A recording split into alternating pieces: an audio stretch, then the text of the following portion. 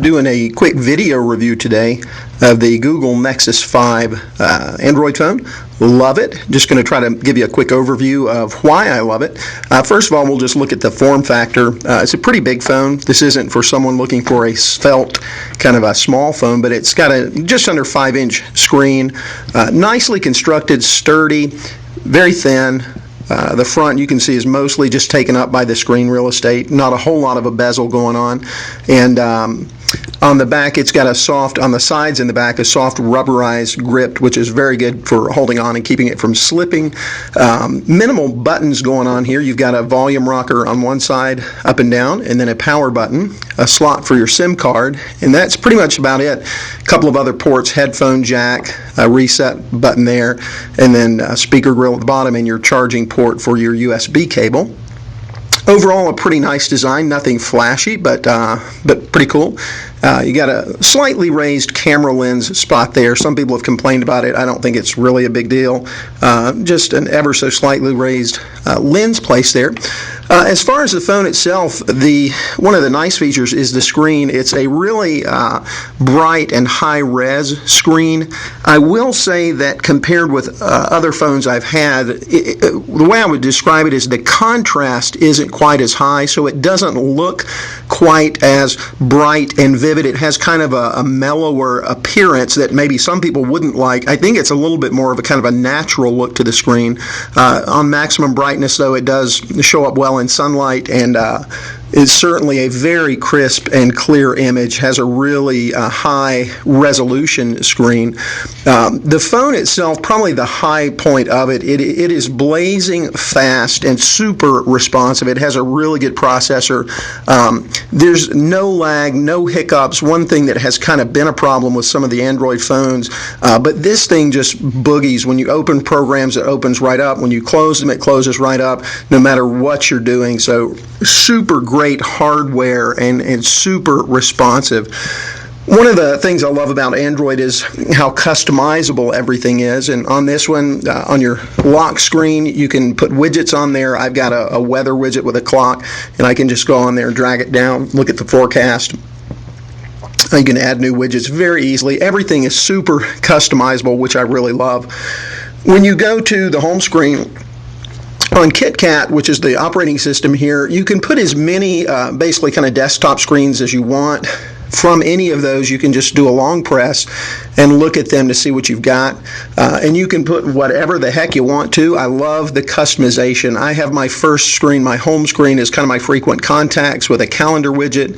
Then I go with productivity apps, things like Office and email and things, internet related apps, websites I go to and stuff, multimedia stuff, and then utilities, things that I use just to kind of manage the hardware of the phone. So awesome customization. You can kind of do whatever you want, which is why I personally kind of love the Android platform. So the layout's really great.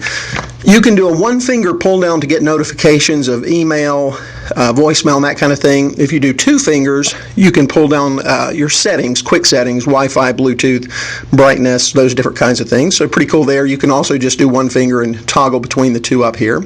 But easy access. Down here, you can see on KitKat, you just have 3 buttons, basically a back button, home screen, and then recently used apps, which you can use to close out apps or just return to something if you want to go back to an app you've been using recently. Nice feature on KitKat is also the Google Now feature, which is a voice-activated thing. So we can say, "Okay, Google." And, excuse me, it's not Google Now, it's "Okay, Google," by the way. Let's try that again. "Okay, Google, what is the temperature in Miami, Florida?" You ask a question. It's 79 degrees in Miami right now. And you get an answer. Really awesome feature. In addition to having cool voice control, very much similar to kind of Siri, the phone does a good job of voice to text. So if you want to text someone and you want to send them a message, you can just go to the texting program. Let's open up here. It's having a little slow getting onto my network. Just push the little tab there and say, "Hey, I'll be there in a short bit." And there you go. So good voice to text feature. the phone is just rock solid and runs blazing fast. One of the nice things about having a Google marketed phone is you will get the quickest updates to the operating system, which is great. As far as the camera goes, overall, I'm pretty happy with the camera. You will occasionally find that the focus may be have just a little bit of trouble getting a clear focus where you're trying to go, but an update to the software fixed that by and large. But it takes pretty good pictures. Certainly happy with it, and the video quality is good. Again, the only little problem I might complain about is occasionally having problems getting it to autofocus, but very intuitive menus. You can turn different settings of your camera on with just a button press and switch between video and still pictures and things like that. So very happy with the camera overall. Things about the phone that are not great: the battery is not stellar. I would say that it's kind of fair. I can usually get through the day without having to charge it unless I'm just on my phone doing a whole lot of web and productivity or gaming or something like that. But I've had phones that did a lot worse, but I also think there are probably phones with better battery life. Another con is that the battery is not user removable. There's also no expandable memory, so you keep that in mind when you get your phone to see what size memory you want to get. And lastly, the only other complaint: the speakers are not super loud. If you're like listening to music or something and you're just going to use your phone, it does not have a very loud speaker. It's actually just one speaker, even though it looks like two speaker grills on the bottom. But overall, the Google Nexus 5 has been awesome. The price for this as an unlocked phone is hard to beat. I use Straight Talk through Walmart, paying $45 a month for unlimited everything, and have had absolutely no problems with this. So it's hard to beat. I think this is probably one of the best deals going right now for a really good smartphone at an affordable price, for especially if you're looking for an unlocked phone.